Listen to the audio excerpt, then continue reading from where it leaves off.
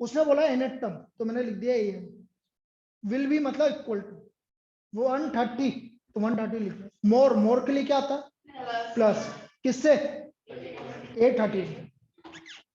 बस ये लिखना था। आया समझ में? अरे सबको समझ में आया? भाई क्या बोला मैंने? nth term will be 130 more then 31st। समझ में आ गया? पक्का? चलो nth टर्म का फॉर्मूला बोलो भाई। a plus n minus 1 into D. A31 a plus 30d। यहां तक कोई दिक्कत किसी को? बेटा एक चीज नोटिस करो, a से a कैंसिल हो रहा है कि नहीं हो रहा? भाई a इधर की तरफ भी आ रहा है प्लस का है, और इधर भी a प्लस का है, तो a से a क्या हो गया?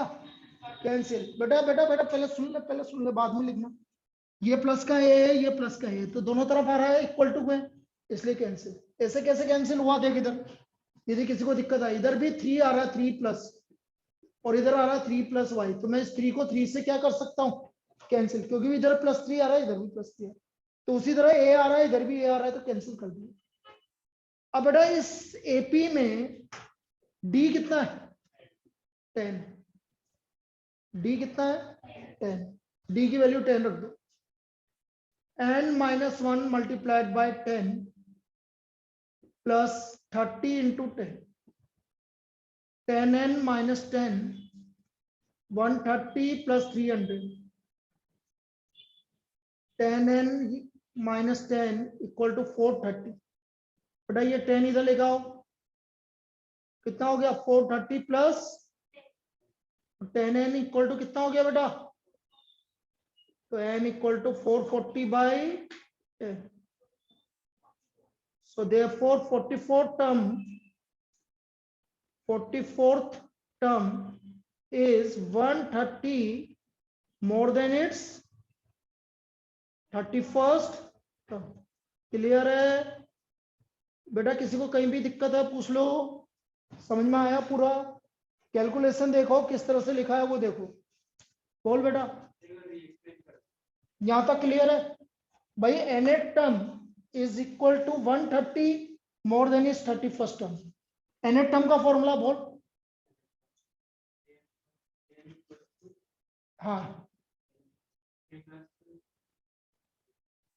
n माइनस 1 इंटू डी। सभी रिपीट करेंगे। a plus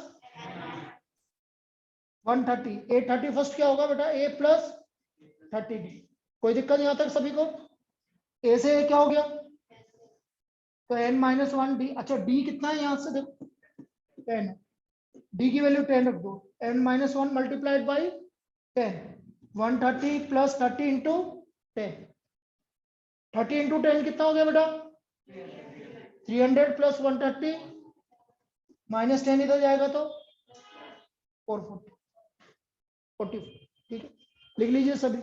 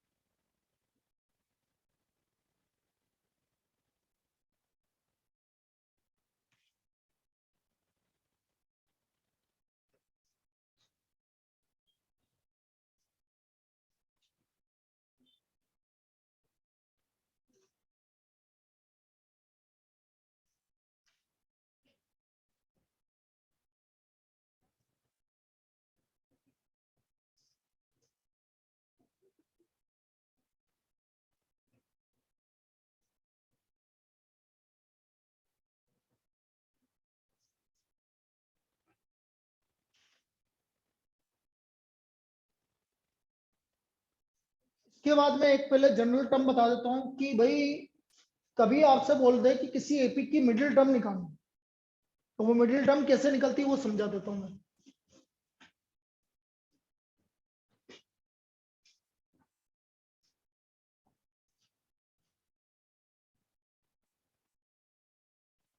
middle term of AP,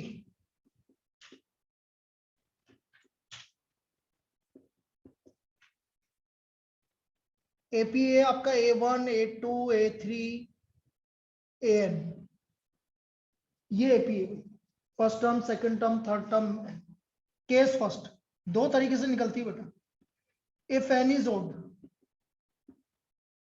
then there will be one middle term. देखो, there will be one middle term.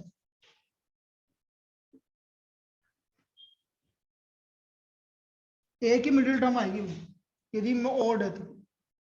यदि नंबर ऑफ टर्म्स ओड है तो एक ही मिडिल टर्म आएगी। This is a n plus 1/2 term. Example, if n equal to 17, तो middle term आएगी आपकी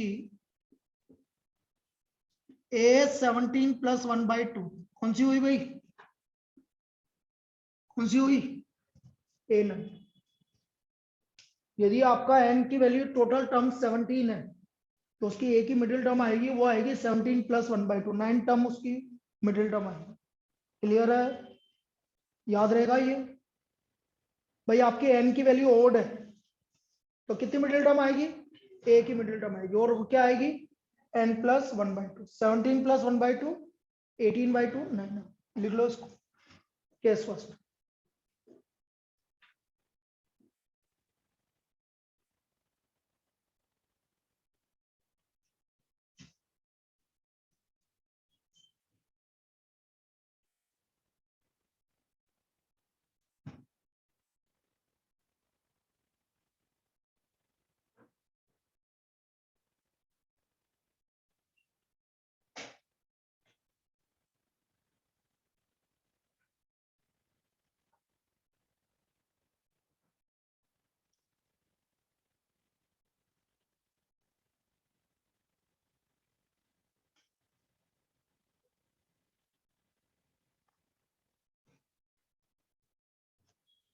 क्लियर? खुशहाली? Case second,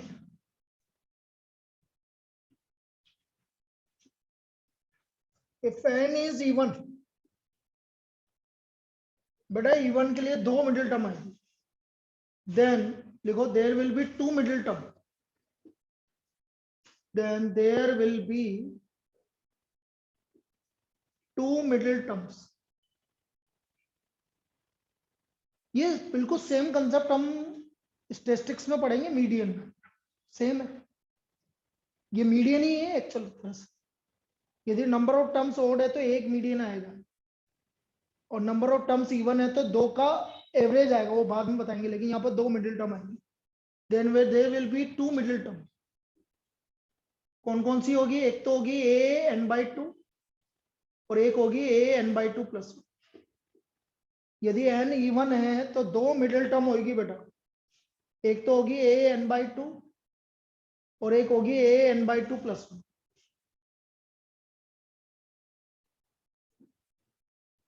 example, if n equal to, suppose मैं आपसे बोल रहा हूँ 20 है, तो बेटा 20 के लिए दो मिडिल टर्म होगी। 20 का आधा कितना होता है बेटा? 10। तो a10 and a11, a10 and a11 direct ऐसे लिख देंगे, will be two middle terms. ये ज्यादा इजी निकालो।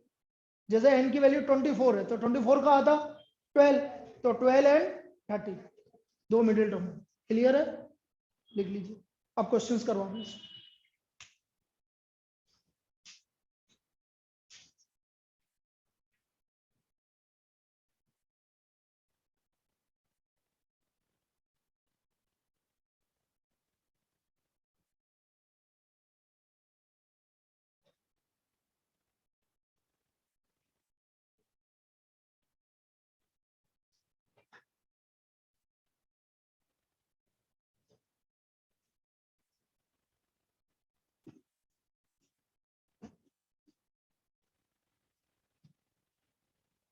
लिखो, find the middle term of an AP. Find the middle term of an AP.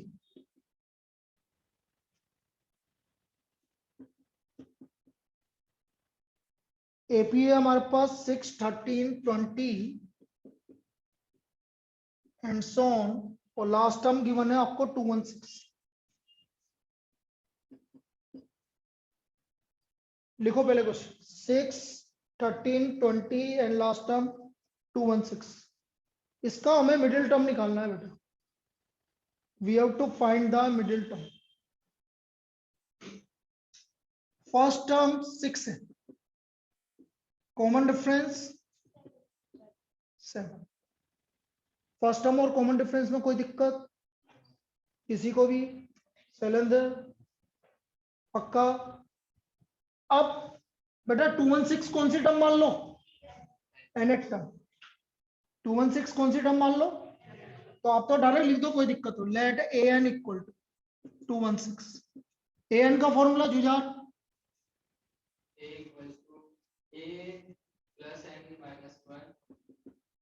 D, तो फिर इक्वल टू क्यों बोलता है बार बार? ठीक है, A plus N minus one into D. Shailendra A की वैल्यू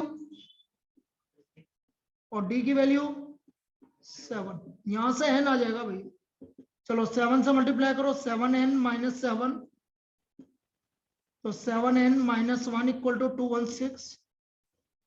तो ये आ गया 216 प्लस 1। तो n की 7n की वैल्यू कितनी आ गई? 217। तो n की वैल्यू 31। अब 31 ओड है इवन है? कितनी मिडिल टर्म होगी? 1। ओड है इसलिए मिडिल टर्म। लिखो n equal to 31 odd.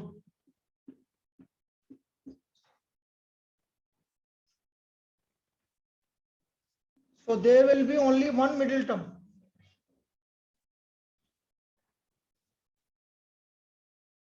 So there will be only one middle term. Middle term.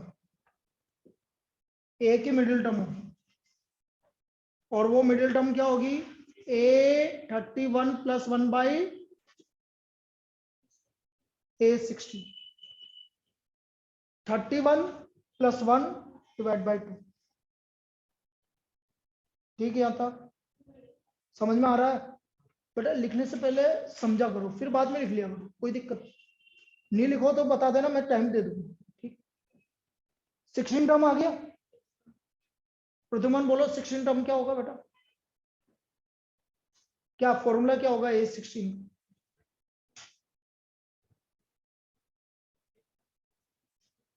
A plus n 16 बोल रहा हूं ना, तो 16 के लिए क्या बोलोगे आप? 15। दोबारा बोलो A16 क्या होगा बेटा? A plus 15। कभी भी देखो, कोई बात नहीं, पहला दिन है, अपन धीरे धीरे चीजें हमारे को क्लियर हो जाएगी। जैसे मैं 16 टर्म बोल रहा हूँ तो क्या बोलेंगे? A plus 15D। 20 टर्म बोल रहा हूँ तो A प्लस 19D। एक कम बोलना बस, ठीक है? तो A प्लस 15D। A का वैल्यू 6 और D का वैल्यू 15 को 7 से मल्टीप्लाई करो, कितना आ गया बेटा? 121 है, 111 इज द मिडिल टर्म। लिख लीजिए इसको और मुझे एनसीईआरटी दे दो। लो, बिल्कुल नहीं है यार, ये तो है। अब तो पुरानी कर दे।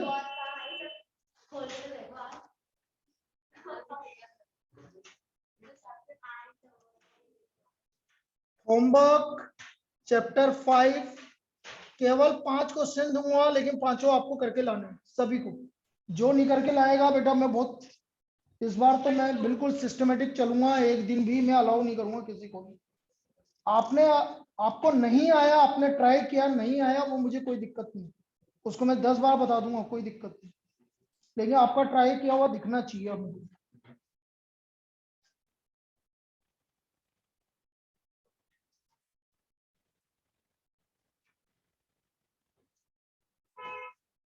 क्वेश्चन नंबर 10,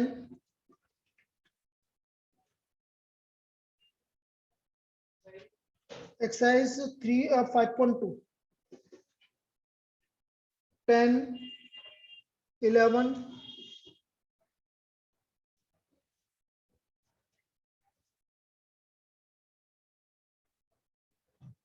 जिसके बाद 1 मिनट 10 11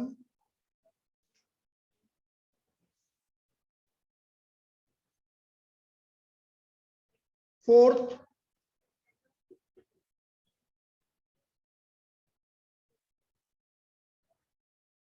फिफ्थ का फर्स्ट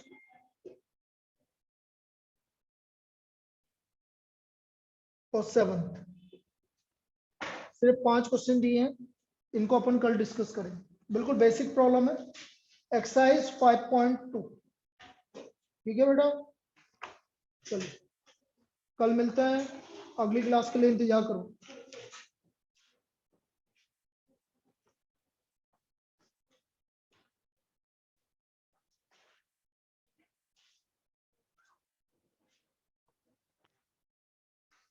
और बेटा जितना पढ़ाया है वो कल आप रिपीट करके आएंगे। सुन लो सुन लो सुन लो, जो पढ़ाया है उसको रिवाइज करके आएंगे कल।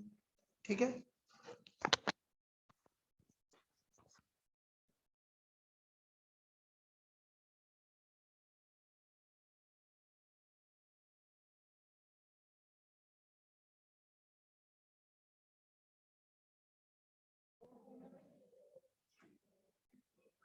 दो चार तीन सात बढ़िया होए।